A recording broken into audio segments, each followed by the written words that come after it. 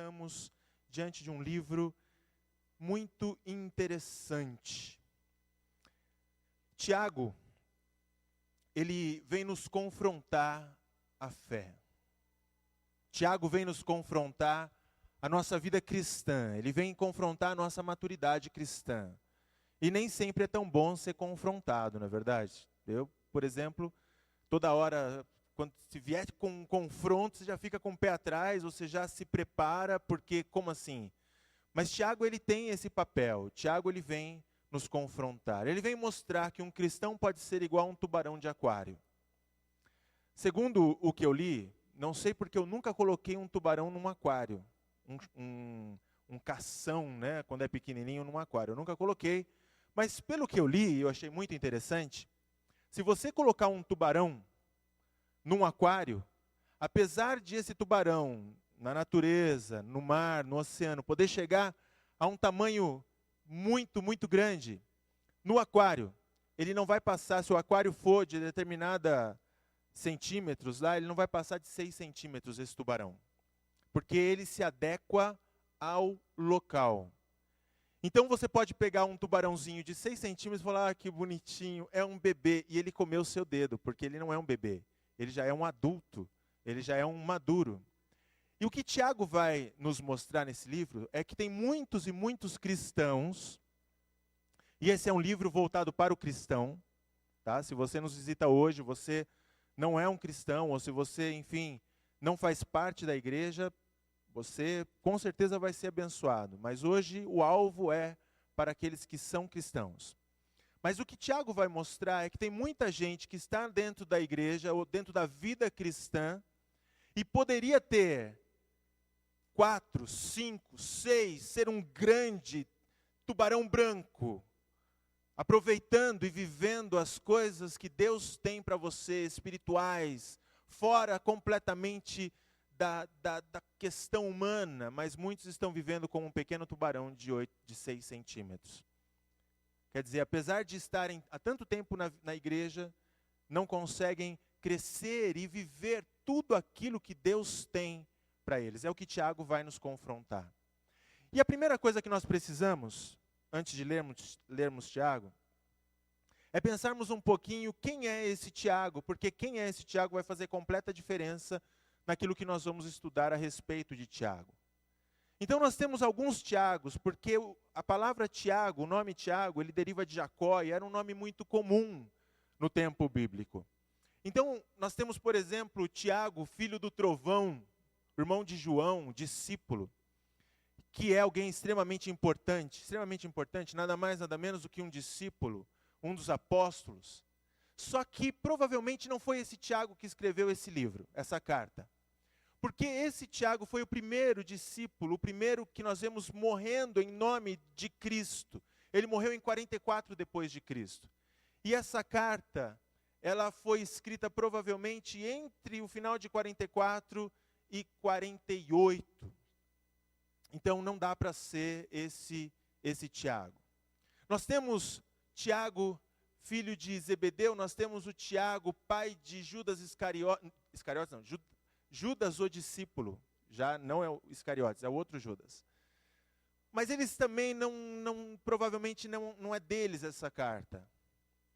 E aí nos sobra um outro Tiago, o Tiago, irmão de Jesus. Tiago, irmão de Jesus. E aí nós encontramos provavelmente alguém que tenha escrito essa carta. Nós não temos a mais pura certeza se é o Tiago, irmão de Jesus, ou se não, mas tudo leva a crer que sim. Nós temos a informação, quando você lê a carta de Tiago, que é alguém extremamente espiritual, alguém que zela não apenas pelo conhecimento, mas pela prática, aquilo que, por exemplo, os religiosos da época não faziam. E isso talvez, então, nos traga uma certeza de ser esse Tiago. Por quê? Porque imagine um homem que viveu 30 anos, 33 anos, eu não sei quantos anos Tiago tinha, mas provavelmente não 33, mas pelo menos uns 30 anos, mais ou menos, ao lado de Jesus, como irmão, porque ele é meio irmão de Jesus, meio irmão porque ele é irmão por parte de Maria, mas não é irmão por parte de José. De José. Então ele é meio-irmão de Jesus, e ele vive o tempo todo ali, provavelmente alguém muito religioso. Não é de se espantar que seja religioso, porque Maria, imagina você, mulheres, as mulheres aqui, e os homens também. Deus aparece, e você vai ter, você e a sua esposa, enfim, vocês vão ter o privilégio de criarem, nada mais, nada menos do que o Filho de Deus. Qual vai ser a sua vida, a sua rotina? Onde é que mais você vai? Você que está criando o Filho de Deus. Aonde? Na igreja. Ou você vai se envolver com a religião. Então, a Bíblia não nos mostra muito bem, mas não é de se espantar que essa família seja muito voltada para a religião judaica. E talvez por isso que quando Jesus começou a colocar algumas coisas que iam contra a religião judaica, a família de Jesus começou a colocar ele como, peraí Jesus, o que você está fazendo? Você está perdendo a linha. Você está fazendo errado. Será que você está ficando... O que está acontecendo com você? Provavelmente não Maria, mas os irmãos com certeza. E esse Tiago provavelmente estava lá, dizendo, Jesus, olha o que você está falando. Como assim vai derrubar o templo? O que é isso? Está chamando Deus de Pai? Você está maluco, Jesus? Você está maluco? Até que Jesus aparece para ele depois da ressurreição. E agora os seus olhos se abrem. Imagina como fica um coração de alguém que por tantos anos viveu embaixo do teto de Jesus, era extremamente religioso, a religião em primeiro lugar, e ele lutava, e ele era provavelmente um bom judeu, ali com todas aquelas suas, o envolvimento com a religião judaica, e agora negando a Cristo, e de repente ele entende que Jesus Cristo é simplesmente o Senhor dos senhores. Esse homem vai escrever uma carta, se ele for escrever uma carta que confronte a nossa fé, a nossa religiosidade, a nossa imaturidade, aos nossos atos que muitas vezes não condizem com aquilo que um cristão deveria viver. E esse é Tiago, que se tornou o líder da igreja em Jerusalém e que provavelmente escreveu essa carta que nós temos aqui em nossas mãos. Tiago, ele escreve essa carta e ele vai refutar algumas coisas, ele vai mostrar que não basta ser um crente, não basta ir à igreja, não basta dizer que tem fé, não basta nada disso, você precisa crescer na fé. É preciso estabelecer um crescimento, queridos, quando nós aceitamos a Cristo como nosso Senhor e Salvador, nós devemos nos lembrar que nós entramos num processo natural. Todo mundo que recebe Jesus, ele é como um bebezinho na fé. Só que nada melhor que esse bebê cresça e se desenvolva, não é essa a ideia?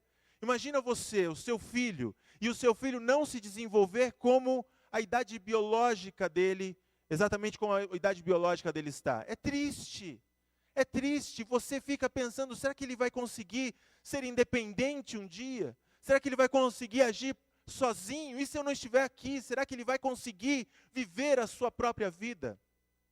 Uma mãe me procurou um dia, e ela estava compartilhando comigo a sua alegria e felicidade, porque o seu filho estava tirando a sua carteira de habilitação. Pastor, você não tem noção da minha alegria. Olha lá, ele tirou a carteira de habilitação dele. Aquilo me estranhou um pouco. Por quê? Normal, todo mundo tira a carteira de habilitação. E aí ela compartilhou comigo que quando ele era um garoto, bem pequeno, um menino, ele tinha alguns problemas de relacionamento, problemas, enfim, neurológicos, e os pais, eles olhavam para aquela criança e eles pensavam, acho que jamais vai ter uma vida normal. Essa criança jamais vai entrar na faculdade, essa criança jamais, e aquele medo da criança amadurecer e deixar de estar fora da sua idade biológica, mas poder acompanhar. Então, quando ele tirou a carta e agora se formou na faculdade, que alegria, que festa, porque está amadurecendo. Nós como cristãos, nós nos convertemos e nós somos bebês na fé, e a ideia é que você vá crescendo em estatura, vá crescendo na sua vida espiritual.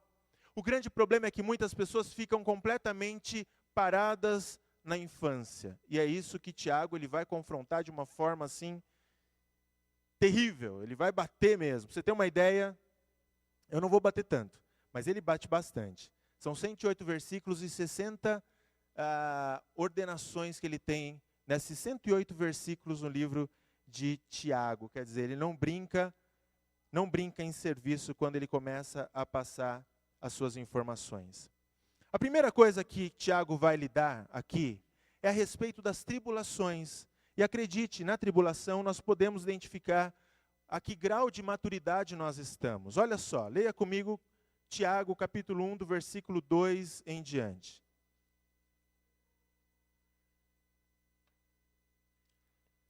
Tiago,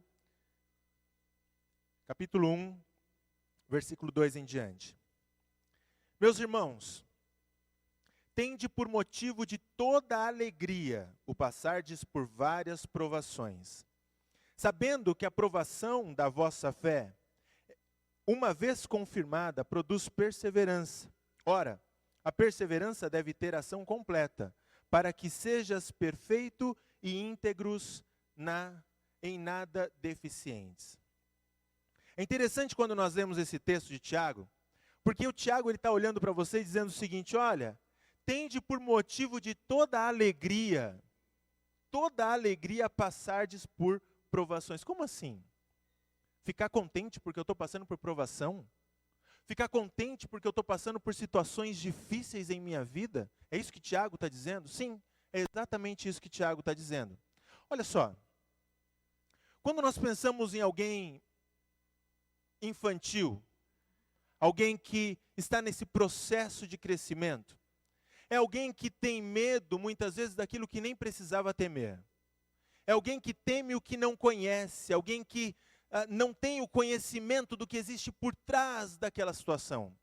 Eu me lembro lá nos anos 80, eu nunca pensei que ia dizer isso, anos 80, falando de mim, mas enfim. Lá nos anos 80, quando saiu aquele filme Poltergeist, os mais velhos lembram? Poltergeist, você lembra, Wagninho? Você também tinha problema quando saía do ar a TV? Pois é, eu tinha um problema seríssimo, porque eu era um garoto quando eu assistia aquele filme. E no final, durante o filme, o Poltergeist, ou o demônio, sei lá o que era aquilo lá, sobrenatural, quando a televisão saía do ar, porque sim, os mais novos aqui que estão acostumados com uma programação 24 horas, no meu tempo não era assim, eu nunca pensei que eu fosse dizer isso também. Meu tempo não era assim, dava 00:30, 1h da manhã, acabou. Você só vê o chuvisco, não tem mais nada. Alguns são pessoas fazendo um cara de espanto. É isso mesmo. Fazia isso? Acontecia. E olha só, esse filme, na hora que saía do ar a TV, então aparecia um bicho lá na TV, enfim. Vou ficar fazendo ibope para esse filme. Mas eu assisti aquilo, queridos, eu me lembro de acordar à noite, e aquela televisão, e eu não ter coragem de tirar a cabeça para fora do cobertor, para ir lá e desligar a televisão. Era a coisa mais, o maior desafio era chegar até a TV e desligar. Por quê? Porque eu era uma criança. E para mim, ia sair o poltergeist dali, a menina, a loirinha, sei lá, alguma coisa ia aparecer. E eu ficava com medo. Sabe qual é a grande questão da nossa vida? É que quando nós não conhecemos algo, quando nós não entendemos como funciona, quando nós ainda somos criança, nós somos envolvidos muitas vezes por coisas que não deveriam nos envolver. Por exemplo, se eu assistir um filme de terror hoje, eu não sou chegado em filme de terror. Acho que eu fiquei com trauma do Poltergeist. Não gosto de filme de terror. Mas enfim, provavelmente se eu assistisse um filme de terror hoje, eu não ficaria desse jeito, porque eu sei que por trás daquela cena terrível existe uma maquiagem. Existe Hollywood. Não é real. Eu não preciso temer. Mas como adulto eu consigo olhar para aquilo e não temer. Agora, como criança, gente, está fazendo... Eu não sei quem foi o inconsequente que deixou assistir aquele filme. Agora, a sua vida, suas lutas, suas tribulações. Quando nós passamos pelas tribulações e pelas lutas, muitas vezes nós ficamos temerosos. Porque o temor, o medo, ele vem daquilo que você não conhece, do desconhecido. O que vai acontecer? Será que vai acontecer alguma coisa? Será que não vai? Será que tem? Será que não tem? Meu Deus do céu, será que eu vou sair dessa? Eu não vou sair dessa. Só que muitas vezes, queridos, essa é sim uma atitude de alguém que está crescendo. Porque quando você cresce na fé, quando você busca a maturidade, por que eu estou dizendo isso? Porque muitas pessoas, elas se acomodam no estado de bebê. É gostoso ser bebê, não é? Você vai ser carregado o tempo todo por Deus, Deus vai dar papinha na boca o tempo todo, Deus vai falar tudo o que você quer. É bebê pode errar e está tudo bem, está tudo certo. Só que qual é o problema? Está cheio de gente barbada, velha já, de casa, caminhando com Cristo, pedindo papinha para Deus.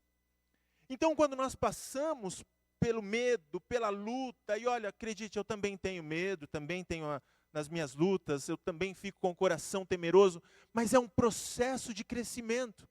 Porque você sabe que Deus é Deus, ok? Você está aqui hoje, você sabe que Deus é Deus? Sabe que Deus é Deus? Deus é Deus para você? Ele é o Todo-Poderoso. Amém? Ele sabe de todas as coisas. Ele tem o controle de tudo em suas mãos. Então por que nós tememos? Por que nós tememos? Nós tememos porque nós ainda não alcançamos a maturidade a ponto de saber que não importa o que, quando, como aconteça, Deus é Deus e eu não preciso me preocupar com isso. O grande problema, queridos, é que você pode andar nesse sentido ou você pode ficar parado na sua vida infantil. Você pode ficar parado no berçário espiritual. E o nosso papel é caminharmos em direção à maturidade espiritual. E aí nós entramos numa questão que está dentro da ortodoxia, aquilo que você sabe. Nós temos o conhecimento, Deus é bom, eu sei disso. Eu tenho conhecimento, Deus é amor, sim, eu sei disso. Eu tenho conhecimento, Ele é onipotente, Ele é onipresente, Ele é onisciente. Eu tenho conhecimento disso. Ele me ama, eu tenho conhecimento disso. E eu tenho conhecimento de todas essas coisas, mas eu não consigo utilizar a ortopraxia, ou eu não consigo utilizar a prática. E é muito interessante que Tiago, ao invés de ele dizer, peça livramento para Deus, não é isso que nós fazemos? Quando você está passando por uma luta, e a coisa está difícil, e o gigante está lá, enfim, e os monstros estão vindo, e a televisão entrou no tsh. Não é o que você faz? Senhor, me ajuda, Pai, me socorre. Não é essa a ideia? Pois é, mas olha o que é que Tiago disse para você fazer. Ele não vai dizer para você pedir socorro. Olha o que ele fala para você pedir. Versículo 5. Se, porém, algum de vós necessita de... O que é? Não é socorro que está escrito aí? É sabedoria que está escrito aí? Peça a Deus que a todos dá liberalmente e nada lhes impropera. E ser-lhe-ás concedida. Peça, porém, com fé, em nada duvidando, pois o que duvida é semelhante à onda do mar, impelida e agitada pelo vento. Olha que interessante.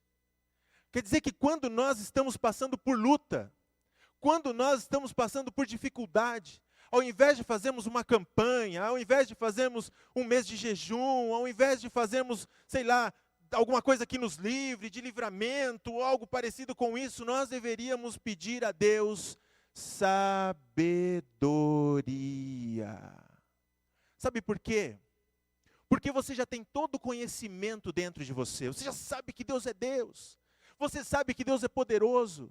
Mas é só a sabedoria que tira essas coisas e coloca em prática. É só com sabedoria que você consegue fazer isso.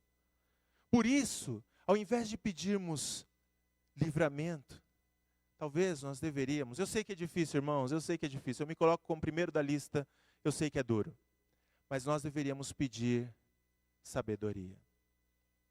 Warren Wiersbe, ele conta que uma secretária amiga dele estava passando por uma luta terrível.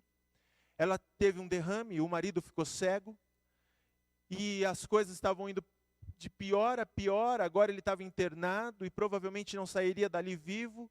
Ele encontra com essa mulher na igreja e ele diz, eu estou orando por você. E ela falou, você ora pelo quê, pastor? E ele disse, eu oro para que Deus te fortaleça. E ela disse, você pode colocar mais uma coisa no seu pedido de oração? Claro. Peça para Deus me dar sabedoria, para que eu não perca todas essas oportunidades que Ele tem me dado.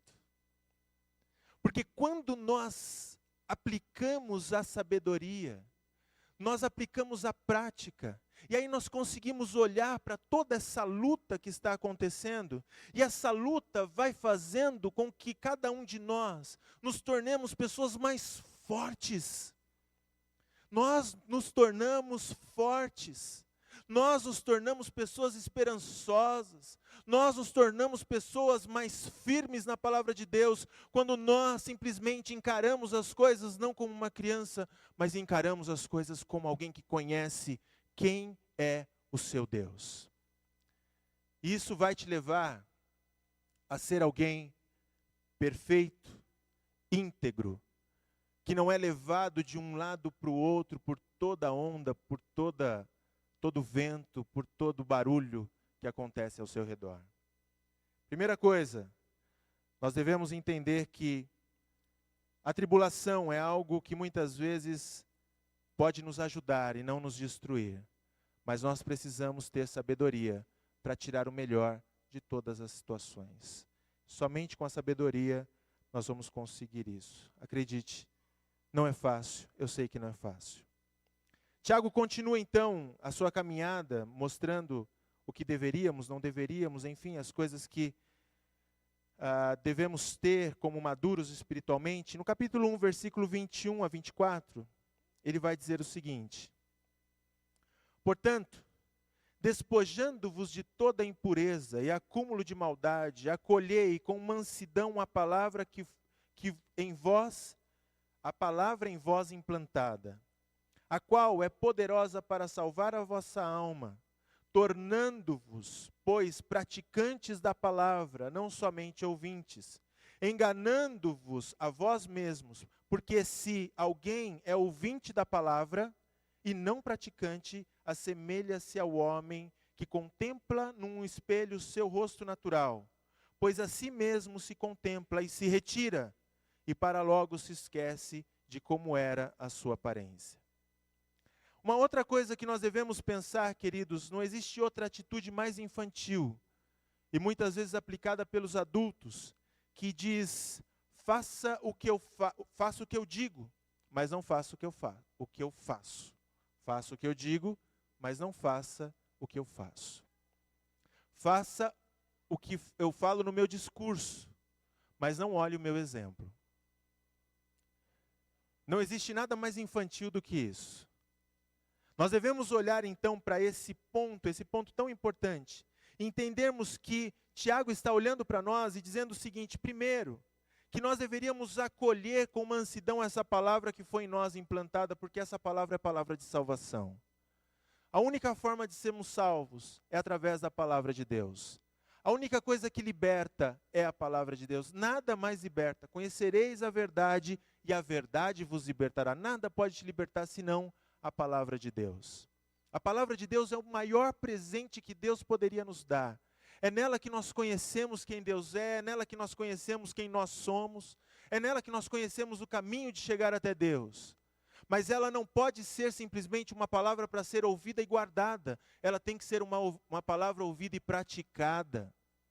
Muitas e muitas pessoas vêm à igreja domingo após domingo e elas dizem: ah, eu saí daqui tão abençoado, ou talvez não saí abençoado, não gostei, mas essa palavra foi uma bênção essa palavra, vou embora daqui abençoado hoje.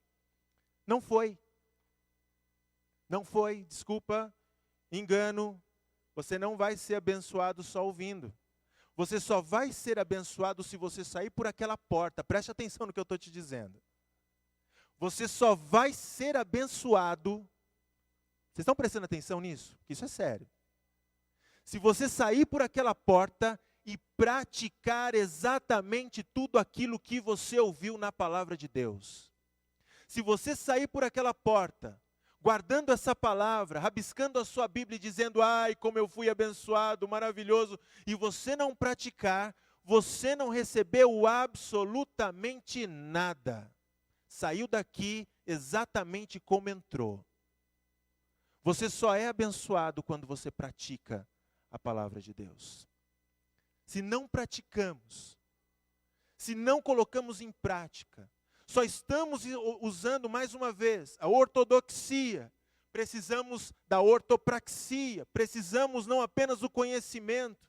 Tem muito teólogo que não tem o mínimo, não tem, olha, nem metade da sabedoria do que um cristão piedoso que não sabe a Bíblia toda nem de longe. Mas ele aplica o que ele sabe, ele usa o que ele sabe, irmãos. E não é fácil aplicar a Bíblia nas nossas vidas. É difícil, algumas coisas que a Bíblia traz são extremamente difíceis, mas nós precisamos aplicar a Bíblia. Nós precisamos aplicar a Bíblia, senão estamos como bebês, que recebe, fala, mas não age e não pratica. Tiago ele vai pegar nisso de uma forma muito forte. Bom, a gente tem que dar alguns saltos aqui, porque senão é impossível a gente trabalhar em tudo. Vamos para o capítulo 2, versículo 14. Versículo 14 ao versículo 18, porque aqui Tiago ele vai pegar um ponto tão interessante e até delicado, porque ele vai falar a respeito da fé. Interessante que, nós vamos ler aqui o texto, Tiago não está de maneira nenhuma dizendo aqui, ou indo contra a justificação pela fé apresentada por Paulo. Pelo contrário, ele está ainda deixando mais sólido a doutrina de que somos salvos pela fé. Olha o que diz aqui a partir do versículo 14. Capítulo 2, versículo 14. Meus irmãos, qual é o proveito se alguém disser que tem fé, mas não tiver obras? Pode, acaso, semelhante fé salvá-lo? Se um irmão ou uma irmã estiverem carecidos de roupa e necessitados de alimento cotidiano, e qualquer dentre vós lhes disser, ide em paz, aquecei-vos e fartai-vos, sem contudo lhe dar o necessário para o corpo, qual é o proveito disso? Assim também a fé, se não tiver obras, por si só é morta. Mas alguém dirá, tu tens fé, e eu tenho obras, mostra-me essa tua fé sem obras, e eu com as obras te mostrarei a minha fé. Nós recebemos um grupo de americanos, não foram os últimos que vieram, e eles queriam conhecer a 25 de março. Eu não gosto da 25 de março. Eu tenho um problema sério com a 25 de março. Nem a minha esposa consegue me levar na 25 de março, graças a Deus ela não curte. Mas eu sei que aqui tem umas mulheres que amam a 25 de março, amam. Eu não entendo, eu acho insano isso, mas tudo bem. Bom, vamos lá na 25? Vamos lá na 25, é um passeio turístico, a trabalho eu sou obrigado a ir. E nós fomos, aí eles falam, pô, vamos entrar naquele negócio lá, na galeria, não sei o quê, no Shopping 25.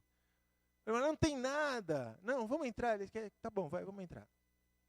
Bom, uma dos americanos achou um tênis, muito parecido com o All Star. Barato, muito barato esse tênis, acho que eu vou levar. Eu falei, você percebeu que é Ball Star? Ball, de bola, Star? Não é um All Star? Não, é tão parecido. Eu falei, é parecido, mas não é o All Star. E aí eu fui mostrar, falei, olha aqui, tá vendo esse aqui? Não é Nike, é Mike. E tinha, exatamente isso, Mike. Tá aqui, olha, Mike. Vamos procurar outro? Olha aqui, ó. Guma, não era Puma, era Guma. E por aí, irmãos, foi. O que Tiago está dizendo quando ele está abordando aqui, é que talvez a sua fé não seja Nike, seja Mike. E uma fé Mike não pode fazer absolutamente nada por você. Uma fé Mike não pode te salvar. Uma fé Mike não pode te livrar. Uma fé Mike não vai te fazer crescer espiritualmente. Uma fé falsa não vai te levar em lugar nenhum. Um pouquinho depois, Paulo vai dizer que até os demônios creem. Não é a questão de você acreditar, é a questão de você crer de tal forma, não em um Cristo histórico, não em um Cristo religioso, objeto da religião, mas crer em um Cristo que é o Filho de Deus, que foi enviado para morrer pelos nossos pecados, porque nós estávamos caminhando em direção à perdição, mas Ele veio e morreu pelos nossos pecados, passou por aquilo que eu deveria ter passado, Ele recebeu o castigo que me traz a paz, e que ressuscitou ao terceiro dia, e hoje está ao lado direito de Deus. E todo aquele que nele crê, nesse Cristo que você tem que colocar sua fé, e todo aquele que nele crê, vai receber a vida eterna. E quando você crê nesse Jesus, automaticamente a sua fé vai vir seguida de uma obra, ou de obras, que mostrem que alguma coisa aconteceu dentro de você. Não é simplesmente olhar e dizer, eu creio, mas a minha vida não mostra absolutamente nada, talvez algum problema tenha aí. Não é simplesmente dizer, mas a fé em Cristo Jesus deve mover você de alguma forma, deve transformar você de alguma forma, vai fazer com que você negue a si mesmo, tome a sua cruz, deixe de viver a sua vida e viva a sua vida para Jesus. É isso que ela vai fazer. Agora, se a sua fé, ela não vai até tão longe, cuidado, queridos. Porque Tiago vai dizer, cuidado para você não estar sendo enganado. Você não estar se enganando. Achando que está crendo em Jesus e na verdade não está. É apenas uma pessoa religiosa. Não dá para crer em alguma coisa senão no objeto, único objeto, único caminho, a única verdade, a única vida, Jesus Cristo, Filho de Deus. E quando nós cremos em Jesus Cristo, Filho de Deus, é impossível não termos obras. Existem duas linhas aqui. Uma linha que diz, é a Lordship Salvation, que é o seguinte, se você não se render ao senhorio de Jesus, então você não é salvo. E uma outra linha que diz, a graça é tudo, full grace. Nós, aqui na Igreja Bíblica, nós acreditamos na full grace. A graça é tudo, a graça te salva. Mas o objeto da sua fé tem que ser o objeto correto. Um pastor da internet, ele conta uma história de que um homem chegou normal, chegou atrasado, ele estava normal, bem vestido, falou, por que você chegou atrasado? Porque o meu carro furou o pneu na estrada, e quando eu fui trocar o pneu, uma carreta me atropelou. E eu saí atropelado pela carreta, enfim, depois eu tive que levantar, terminar de trocar o pneu, e agora eu estou aqui. E a pessoa não estava quebrada, não estava rasgada, não estava nada. Dá para acreditar que a pessoa foi atropelada por uma carreta? Não. Tem muita gente que diz que teve encontro com Cristo e não tem absolutamente nada de diferente para mostrar. É possível ter encontro com o Rei dos Reis e não mudar em nada a sua vida? É possível ter um encontro com o Rei dos Reis, que morreu na cruz pelo seu lugar? Aquele que está sentado à direita do Deus Pai, que intercede por você, aquele que vai vir e vai colocar o pé nessa terra e vai reinar aqui por 1000 anos, e a sua vida não ter em nada, nenhuma transformação. Cuidado, queridos, porque muitas vezes estamos vivendo o Mike, ao invés de vivermos o Nike. A nossa fé tem que ser autêntica e legítima, e ela vai então fazer com que as coisas aconteçam. Aqui, eu não sei se a gente tem tempo. No relógio a gente não tem tempo, mas o meu cronômetro eu ainda tenho 6 minutos. Então, deixa eu só passar uma coisa importante para vocês antes da gente encerrar. Nesse contexto aqui, olha o que diz aqui, versículo 15. Se um irmão ou uma irmã estiverem carecidos de roupa e necessitados de alimento cotidiano, e qualquer dentre vós lhes disser, ide em paz, aquecei-vos e fartai-vos, sem contudo lhes dar necessário para o corpo, qual é o proveito disso? Bom, ele está dizendo a respeito das obras. Nós deveríamos praticar as obras. Não porque a obra leva você à salvação, não. A obra não te traz a salvação. Mas a obra é um resultado da salvação. Agora, olha só.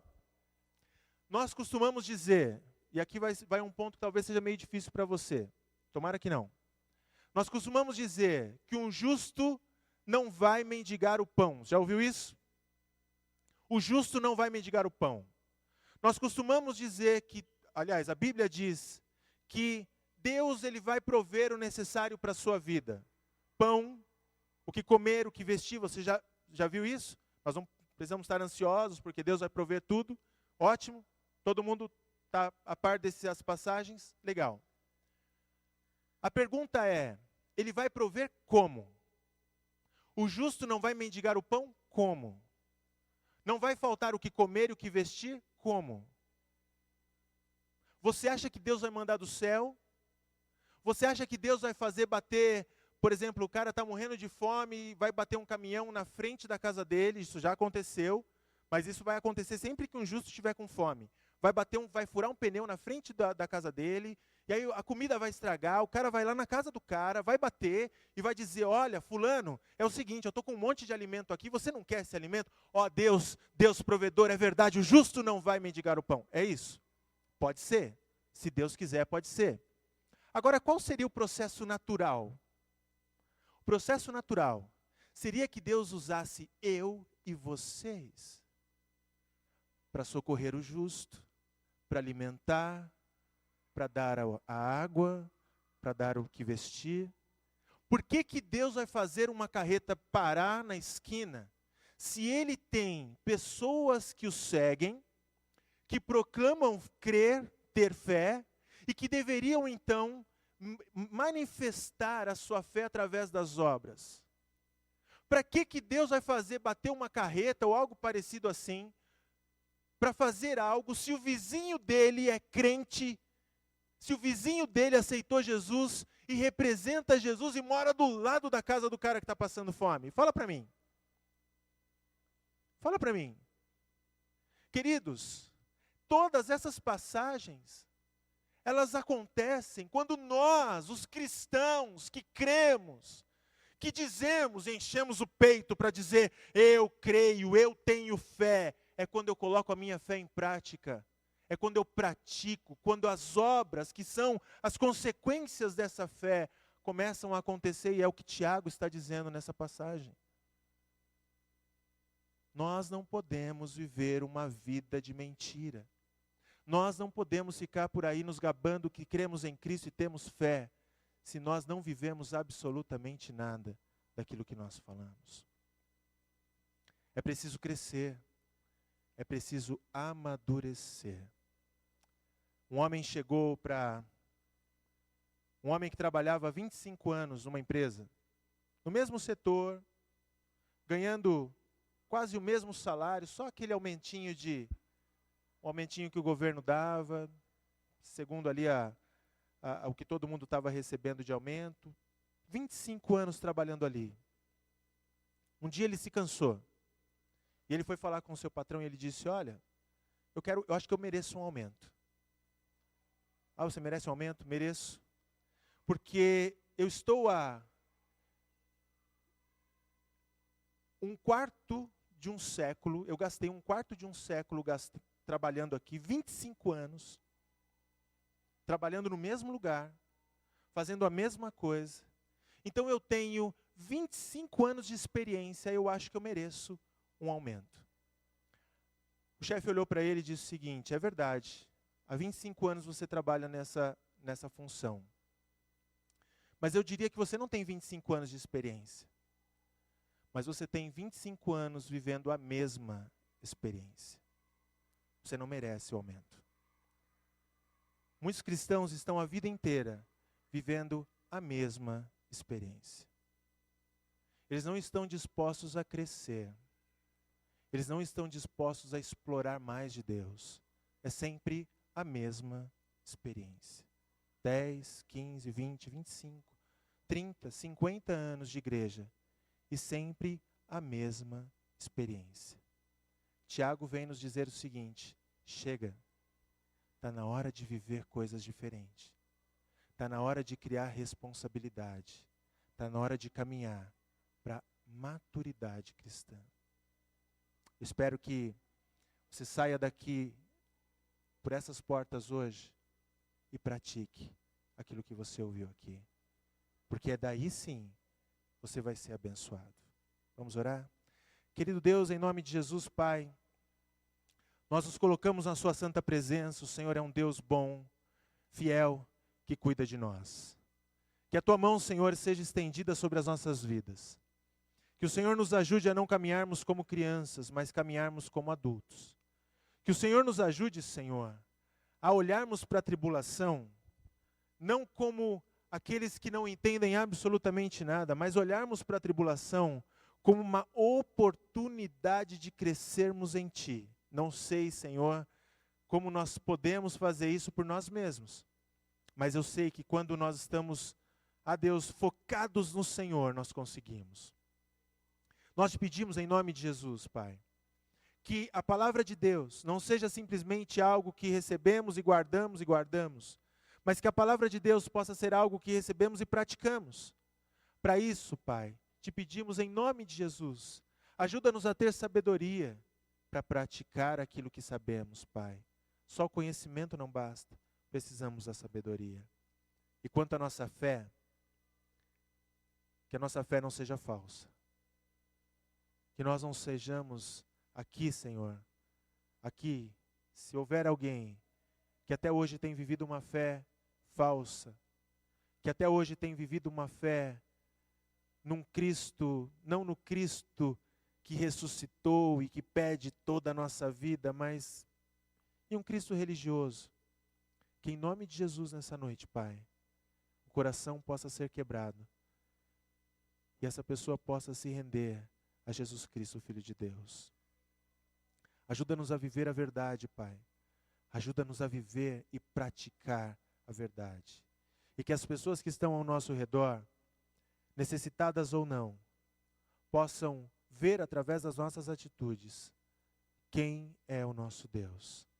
É o que nós te pedimos, Pai, e te agradecemos em nome santo de Jesus. Amém.